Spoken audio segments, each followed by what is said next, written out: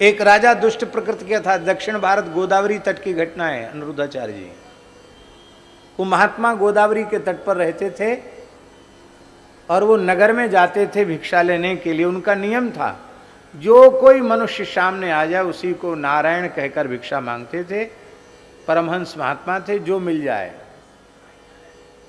उन्होंने अपना भिक्षा पात्र आगे किया। सौभाग्य की बात, एक दिन राजा सामने आ गया। पहले पहले राजा ही सामने, तो भिक्षाम दे, भिक्षा पात्र बढ़ाया तो राजा दुष्ट प्रकृति का था। वो साधु ब्राह्मणों के प्रति सद्भाव नहीं रखता था। उसने अपने नौकर को कहा, डाल दे, लीद से भर दे इसका भिक्षा पात्र। तो राजा के घोड़े ने लीद किया था, नौकर ने उठा के लीद महात्मा के भिक्षा पात्र में डाल दी घोड़े की। वो लीद लेकर गया और महात्मा कुछ नहीं बोले। एक ही दिन भिक्षा लेंगे और एक ही व्यक्ति से लेंगे, द्वारा लेना नहीं, नियम था उनका। अब खाने योग्य चीज न ली जाएगी, अखाद्य थोड़ी लिया जाएगा। तो भिक्षा लेके आए, अपने कुटिया के बाहर पटक दी, गोदावरी के जल में भिक्षा पात्र को धो लिया और केवल जल पी करके भजन करने लगे।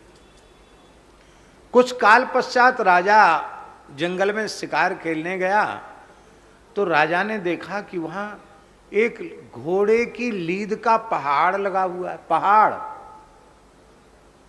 उसको बड़ा आश्चर्य हुआ कि जंगल में इतने घोड़े कहां से आए। और घोड़े आए तो घोड़े जंगल में घोड़े लीद करते, जो जगह जगह करते। ये इकट्ठी किसने की यहाँ? इतनी पहाड़ हो गया घोड़े की लीद का। इतनी लीद इकट्ठी कहां से हुई?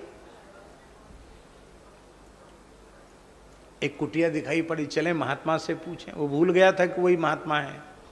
गया, बोले महाराज आपके पास घोड़ा तो एक भी नहीं दिखता, न कोई घुड़साल दिखती, इतनी लीद कहां से आई? बोले महाराज आपका ही प्रसाद है, आपका दिया हुआ है ये सब। तूणे नैक शरक करेण दसधा संधान काले शतम चापे भूत सहस्र लक्ष गमने कोटिश्च कोटिर्वधे अंते चार्व निखर्ब बाण निकरई सीतापते क्षोभितम एतद बाण पराक्रमश्च महिमा सतपात्र दानम यथा। जैसे राम जी का बाण बढ़ता है ऐसे ही सतपात्र को दिया हुआ दान बढ़ता है। तो आपने हमको जो दिया था वही बढ़ रहा है। कितना बढ़ेगा महाराज? इतने जल्दी पहाड़ हो गया तो कितना बढ़ेगा? महात्मा हंसते हुए बोले, इतना बढ़ेगा कि तेरा सारा राज्य इसी लीद में दबकर समाप्त हो जाएगा। अब तो वो कांप गया। बोले महाराज मैं तो अपराधी तो था, लेकिन अब मेरा मस्तिष्क परिवर्तित हो चुका है। अब मुझे कुछ ऐसा करो कि मैं ये लीद घटे, बढ़े नहीं। तब उस राजा ने महात्मा से दीक्षा ले ली, भजन में लग गया। तो लीद बढ़ना तो बंद हो गई, लेकिन वो घटे नहीं, जितनी की ज्यों की त्यों रही आई, बड़ी पहाड़ के जैसी लीद। तो राजा ने कहा महाराज ये बढ़ तो नहीं रही, ये बात तो अच्छी बात है, पर घट भी नहीं रही, क्या बात है? बोले तुम्हारी निंदा सब लोग करें तो ये घटने लग जाएगी। अब निंदा के योग्य काम करना नहीं हो, निंदा सब लोग करें तो क्या उपाय है? तो राजा ने अपने पुरोहित की विवाह के योग्य पुत्री को अपने महल में अपनी पुत्री के पास रखा और कहा देखो हमारे कुल पुरोहित की बेटी है, अपनी बड़ी बहन मानकर बहुत लाड़ प्यार से रखना, बस कुछ समय तक रनिवास से बाहर नहीं निकलने देना। 2-3 दिन के बाद ब्राह्मण आया, बोला हमारी बेटी। तो नौकर चाकरों ने फटकार के भगा दिया। अब वो ब्राह्मण बड़ा दुखी हुआ, पूरे नगर में हल्ला मच गया कि राजा तो धर्मात्मा का स्वांग रचता था, पर राजा की बुद्धि तो पहले जैसी ही है। बताओ, पुरोहित की युवा कन्या को अपने महल में रख लिया। ऐसी बातें जल्दी फैलती हैं। और निंदा होने लगी तो लीद घटने लगी। घटते घटते बिल्कुल घट गई, पर एक तसला लीद बच गई। तो राजा रोज जाकर जंगल में लीद देखता था। उसने कहा एक तसला कैसे बच गई? महात्मा से पूछा गुरुजी एक तसला कैसे बची है? बोले आपके नगर में एक बुढ़िया रहती, वो कभी किसी की निंदा नहीं करती, इसलिए उसने तुम्हारे पाप में हिस्सा नहीं बटाया। वो भी यदि निंदा करे तो ये लीद खत्म हो जाएगी। नहीं तो ये लीद तो तुमको फिर दूसरा जन्म लेकर खानी पड़ेगी। लीद वाला कीड़ा बन के खानी पड़ेगी इसको, गुबरीला कीड़ा कहते उसको। राजा ने कहा निंदा करवाना तो बहुत सरल बाएं हाथ का खेल है। तो राजा अपना वेश बदल करके बुढ़िया के पास गया। बुढ़िया भाड़ झोंकने का काम करती थी, भाड़ भूंजने का काम। तो बुढ़िया जो है अपने चना वना सब अमनिया कर रही थी। तब तक राजा रात्रि में छद्म वेश में पहुंचा, छिपे हुए वेश में पहुंचा। पहुंच करके बोला कि माताजी मैं कुछ आपकी सहायता करूं, सेवा करूं। नहीं नहीं नहीं, मैं अपना काम में किसी को सहभागी नहीं बनाती हूँ, अपना काम अपने हाथ करती हूँ। मैं किसी का सहयोग सहायता नहीं, मैं गरीब नहीं हूँ, अपने ढंग से अपना उतना ही गुजारा कर लेती हूँ जितने में हमारा गुजारा हो जाए। नहीं नहीं माता, नहीं नहीं बिल्कुल छो मत मेरा सामान। तो वो बैठकर बोला कि माताजी आप तो अपने काम में व्यस्त हैं, आपको पता नहीं कि नगर में क्या हो रहा है, यहाँ का खबरदार आगे नहीं बोलना। वो एक तसला लीद तो तुझे खानी ही पड़ेगी। मैं तेरे पाप में सहभागी बनने वाली नहीं हूं। राजा ने बुढ़िया के चरण पकड़ लिए, बोले बिना कहे तुम्हें कैसे पता चला कि तसला भर लीद एक बाकी है तुम्हारे हिस्से की, कैसे पता चला? उसने कहा मैं किसी की भी निंदा नहीं करती, अनिंद्य की निंदा तो नहीं ही करती हूं, निंदा के योग्य व्यक्ति की भी निंदा नहीं करती। यही कारण है कि मैं सर्वथा निष्पाप हूं और अनिंदा व्रत के कारण मुझे त्रिकालज्ञता प्राप्त हो चुकी है, परमार्थ परतत्व का बोध हो चुका है। इसलिए मैं तुम्हारे पाप में हिस्सा नहीं बैठा सकती, उतनी लीद तो तुमको खानी ही पड़ेगी। इसलिए भैया कभी किसी की निंदा मत करो। और मैंने सरकार के जीवन में तो ये बात थी ही, हमने कभी किसी की वाणी से नहीं सुना कि सरकार ने अपने जीवन में कभी किसी की निंदा की। किसी पक्ष विपक्ष, किसी लड़ाई झगड़े, किसी राग द्वेष में पूरे जीवन पर्यंत सरकार रहे ही नहीं। न कहते थे और न सुनते थे। पर पूज्य गुरुदेव श्री भक्तमाली जी को दास ने अत्यंत निकट से देखा। कितनी भी कोई उनको उद्विग्न करे, कभी किसी की निंदा उनकी वाणी से हमने सुनी ही नहीं। दोषयुक्त प्राणी में भी वे गुण देख लिया करते थे। हम भगवान से प्रार्थना करते हैं कि ऐसा व्यवहार, ऐसी वृत्ति हम लोगों की बन जाए। अब हम श्री स्वामी अनिरुद्धाचार्य जी से आग्रह करते हैं कि वे अपना वक्तव्य दें, क्योंकि आपको प्रस्थान भी करना है।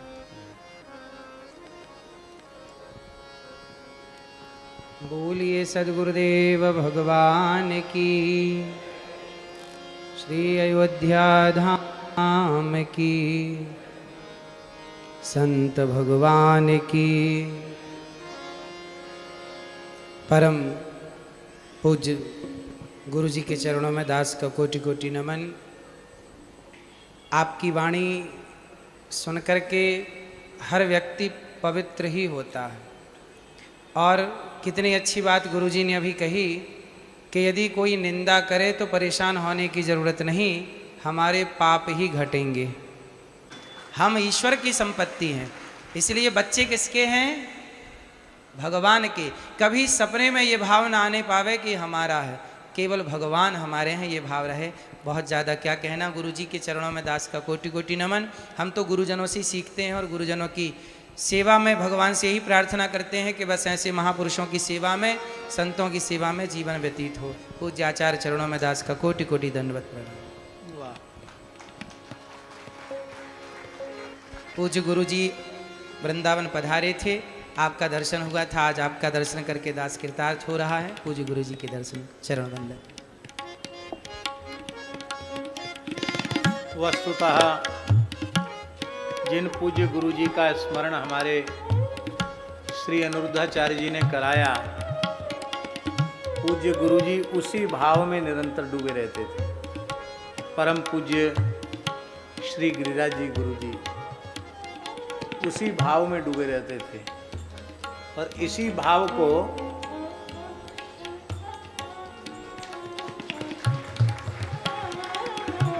श्री चैतन्य महाप्रभु ने कहा, तृणादपि सुनीचेन, तृणात अपि, तो तिनका नहीं, तिनके से भी नीच नहीं, सुनीचेन, तृणादपि सुनीचेन,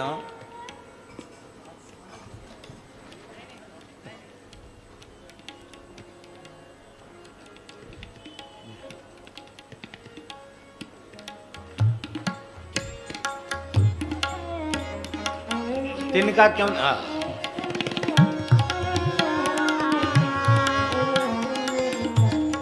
तिनका भी वायु के वेग से उड़कर कहीं आंख में पड़ जाए तो आंख भी फोड़ सकता है। तिनका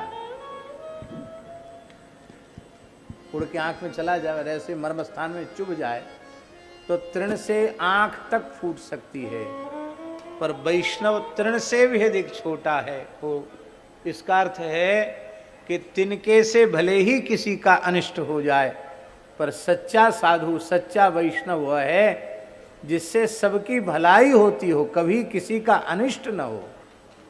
प्रणादपि सुनीचे।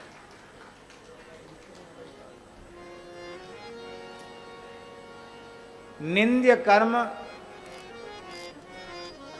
प्रपन्न को, शरणागत को, भगवत भक्त को नहीं करना चाहिए, क्योंकि आनुकूल्य से संकल्प, प्रातिकूल्य से वर्जनम। निषिद्ध कर्मों का त्याग तो सहज ही वैष्णव के द्वारा हो जाता है, नहीं करना चाहिए। निंद्य कर्म न करे,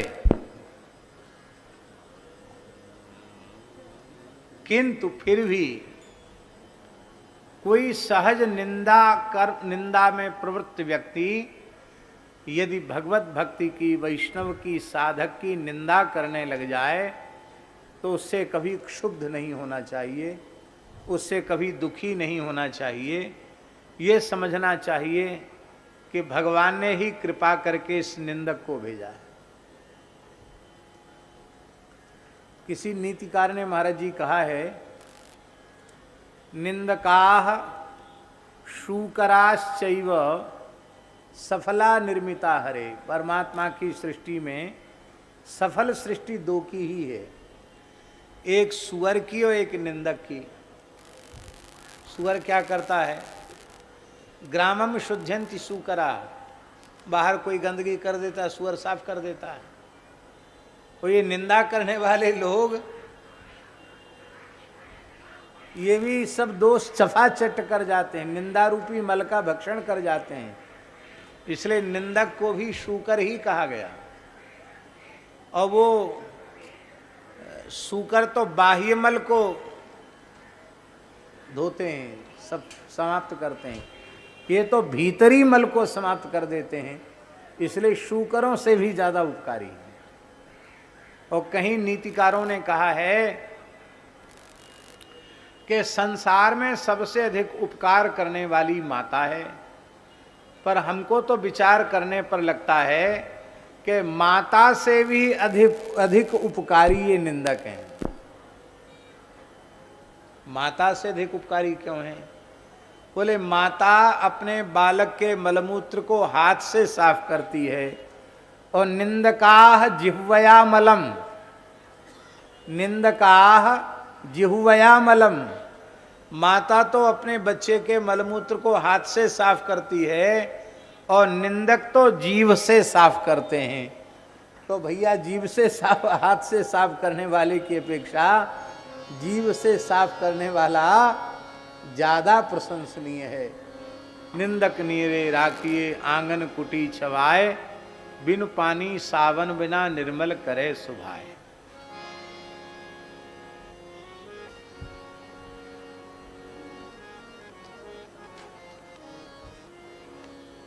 वृंदावन की घटना है।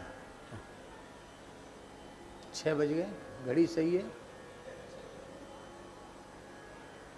वृंदावन की घटना है। श्री रंग मंदिर के संस्थापक स्वामी श्री गोवर्धन रंगाचार्य जी महाराज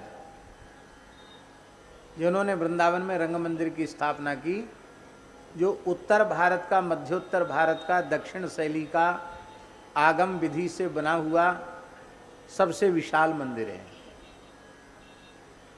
जिसमें आज भी लोग कहते हैं कि 80-82 मन सोना आज भी है मंदिर में। बड़े बड़े विग्रह स्वर्ण निर्मित हैं। 88 मन या 82 या 84 मन स्वर्ण है मंदिर में भी। विग्रहों में रत्न जटित उनके सब श्रृंगार हैं, अद्भुत है। वार्षिक उत्सव 380 हैं। एक एक दिन में 2-2, 3-3 उत्सव भी हो जाते हैं। रोज उत्सव है, कोई ना कोई नया उत्सव है नित्य।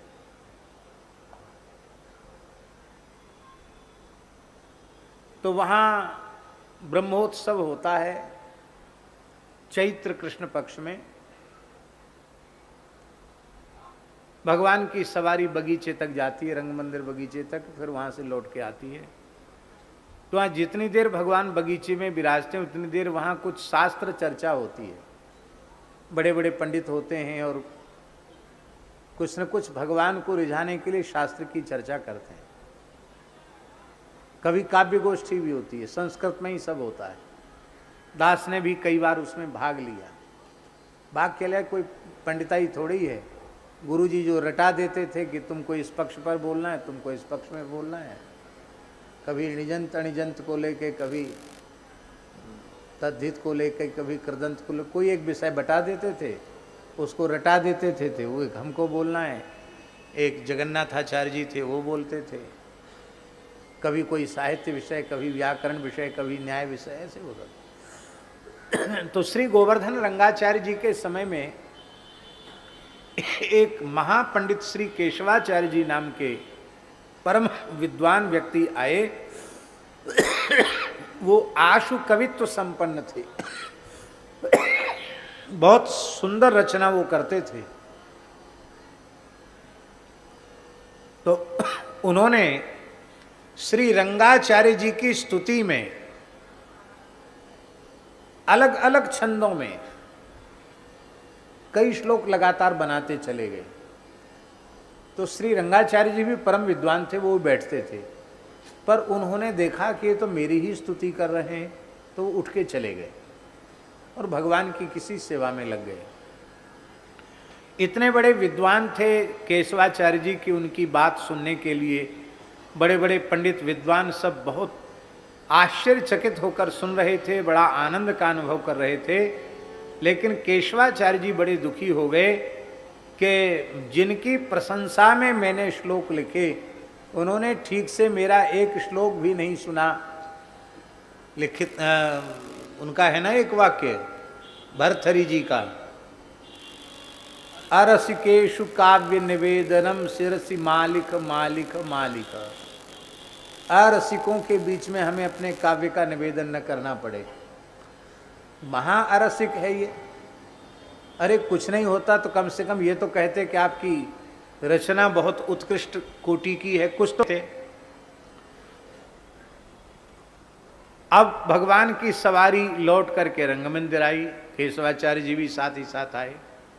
वहाँ जब अंत में भगवान का स्तवन कर रहे थे रंगाचार्य जी, तो नेत्रों से उनके अश्रुधार बह रही थी और वे हाथ जोड़कर ननिंदितम कर्म तदस्ति लोके सहस्रसो यन्न मया व्यधाई सोहम विपाकावसरे मुकुंद क्रंदामि संप्रत्य गतिस्तवाग्रे इत्यादि श्लोकों का बड़े भावपूर्वक गायन कर रहे थे।